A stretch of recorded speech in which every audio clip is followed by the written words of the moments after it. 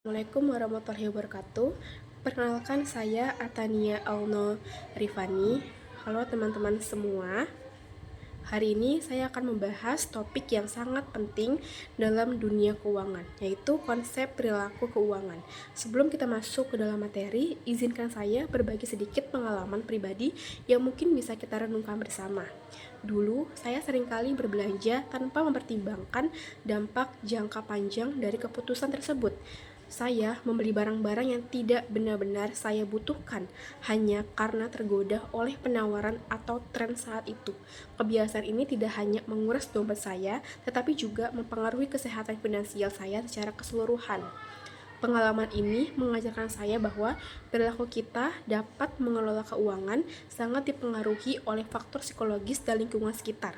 Menurut Severin tahun 2000, perilaku keuangan adalah studi tentang bagaimana fenomena psikologi mempengaruhi tingkah laku keuangan kita. Ini menunjukkan bahwa keputusan finansial kita tidak selalu didasarkan pada logika semata, tetapi juga dipengaruhi oleh emosi dan persepsi. Melalui presentasi ini, kita akan menjelajahi berbagai aspek perilaku keuangan, termasuk bagaimana pengetahuan dan sikap kita terhadap uang dapat membentuk keputusan yang kita buat. Mari kita bersama-sama memahami lebih dalam mengenai perilaku keuangan dan bagaimana kita dapat mengelolanya dengan lebih baik untuk mencapai kesejahteraan finansial di masa depan. Penjelasan pertama tentang pengertian konsep perilaku keuangan. Perilaku keuangan adalah kemampuan atau tindakan yang dilakukan seseorang dalam mengatur dan mengelola keuangan, mulai dari perencanaan, pembelanjaan, penyimpanan, pembukuan, pengawas, dan pertanggungjawaban dari sumber daya keuangan yang dimiliki. Perilaku keuangan didasari oleh besarnya hasrat seseorang untuk memenuhi kebutuhan hidupnya sesuai dengan tingkat pendapatannya. Penjelasan selanjutnya ada tujuan perilaku keuangan.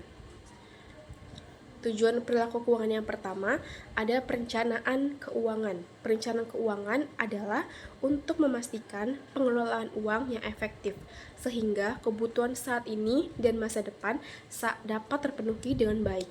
Ini mencakup alokasi pendapatan untuk pengeluaran, tabungan, dan investasi, agar tercapai stabilitas finansial serta tujuan jangka panjang.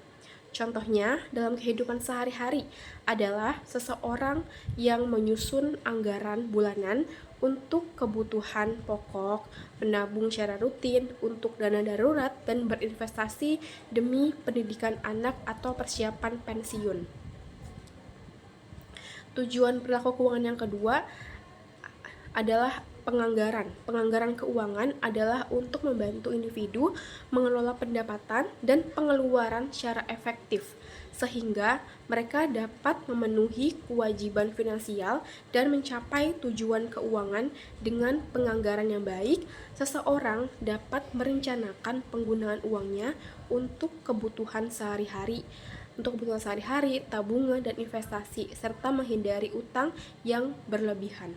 Contohnya, dalam kehidupan sehari-hari lagi, seorang karyawan yang menerima gaji bulanan, ia membuat anggaran yang mencakup semua pengeluaran seperti sewa rumah, makanan, transportasi, dan juga hiburan. Dengan cara ini, ia dapat memastikan bahwa semua kebutuhan terpenuhi tanpa melebihi pendapatannya. Selain itu juga, ia juga menyisihkan sebagian dari gajinya untuk ditabung dan diinvestasikan demi masa depan yang lebih baik.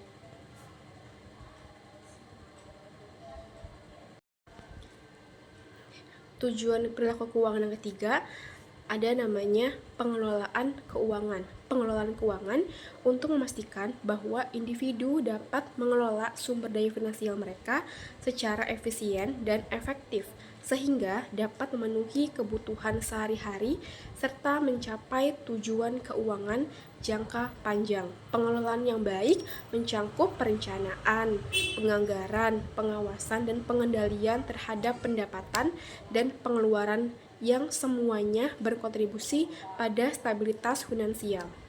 Contohnya apa nih? Contohnya dalam kehidupan sehari-hari, pengelolaan keuangan dapat dilihat pada seseorang yang menerima gaji bulanan. Ia membuat rencana pengeluaran yang mencangkup kebutuhan pokok seperti makanan, transportasi, dan tagihan. Selain itu, ia juga menyisihkan dana untuk tabungan dan investasi. Dengan cara ini, ia tidak hanya memenuhi kebutuhan saat ini, tetapi juga mempersiapkan masa depan finansialnya dengan lebih baik. Tujuan perilaku keuangannya yang keempat ada dalam penyimpanan. Penyimpanan keuangan adalah untuk memastikan bahwa individu dapat mengumpulkan dan menyimpan dana dengan cara yang aman dan terencana, sehingga mereka memiliki cadangan untuk kebutuhan mendesak atau tujuan jangka panjang. Penyimpanan yang baik membantu individu menghindari masalah finansial di masa depan dan memberikan rasa aman dalam menghadapi ketidakpastian. Contohnya dalam kehidupan sehari-hari, dalam penyimpanan keuangan dapat dilihat pada seseorang yang membuka rekening tabungan di bank. Ia secara rutin menyisihkan sebagian dari pendapatannya setiap bulan untuk ditabung. Dengan cara ini, ia tidak hanya memiliki dana darurat yang dapat digunakan saat diperlukan, tapi juga dapat merencanakan pengeluaran besar di masa depan, seperti membeli rumah atau membiayai pendidikan anak. Penyimpanan yang disiplin ini menciptakan stabilitas finansial dan mempersiapkan individu untuk menghadapi berbagai situasi yang tidak terduga. Tujuan perilaku yang kelima ada keuangan dalam pengendalian. Keuangan dalam pengendalian untuk memastikan bahwa individu dapat memantau dan mengevaluasi penggunaan sumber daya finansial mereka sehingga dapat menghindari pemborosan dan mengelola keuangan dengan lebih baik. Pengendalian keuangan mencangkup peninjauan terhadap anggaran pengeluaran dan investasi untuk memastikan bahwa semua tindakan finansial tetap sesuai dengan rencana yang telah ditetapkan. Contohnya, dari pengendalian keuangan, seseorang ibu rumah tangga yang secara rutin memeriksa catatan pengeluaran bulanan, ia membandingkan pengeluaran aktual dengan anggaran yang telah dibuat sebelumnya. Jika ia menemukan bahwa pengeluaran untuk makanan melebihi anggaran, ia akan mencari cara untuk mengurangi biaya tersebut di bulan berikutnya. Misalnya, dengan merencanakan menu mingguan atau berbelanja dengan lebih bijak. Dengan demikian, pengendalian keuangan ini membantu menjaga stabilitas finansial keluarga dalam mencegah utang yang tidak perlu.